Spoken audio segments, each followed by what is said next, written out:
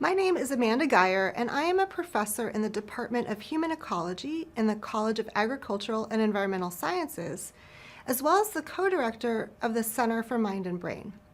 I pursued a PhD in developmental psychology because I wanted to conduct research that would lead to discoveries that could improve children's lives and well-being.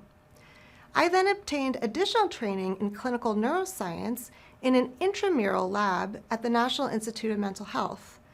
There, I studied the connection between brain activity and anxiety in adolescence because I recognized how tightly connected our social experiences, neurobiology, and mental health are, even at very young ages.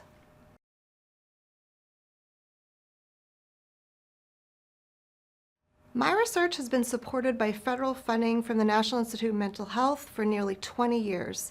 Across these projects, I study biological and social factors that place children and adolescents at risk for or protect them from developing problems with anxiety, depression, substance use, as these are the most common disorders at onset during adolescence.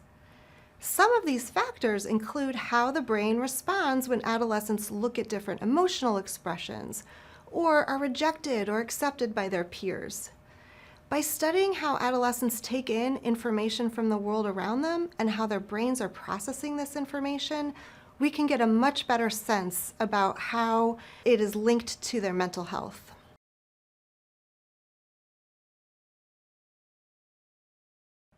A major finding in my field is that brain development is not complete in early childhood, but that it really continues well into adulthood.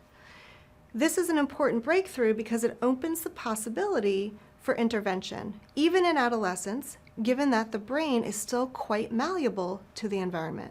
Another innovation of my work has demonstrated how much variability there is in adolescents' experiences, but also in their neurobiology.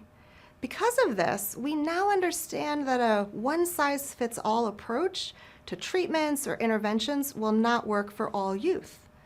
Findings from my research pinpoint features that we did not previously know were important, but that we now know can be used to better tailor these approaches to treat issues such as depression.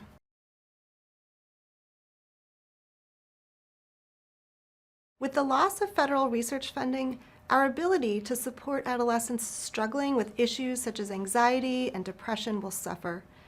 This is all the more important because rates of anxiety, depression, and even suicidality have skyrocketed in the last 5 years among adolescents. Our research on adolescent mental health is imperative because adolescence is a critical period of development that really shapes who adolescents become as adults, their educational pursuits, career paths, and contributions to society.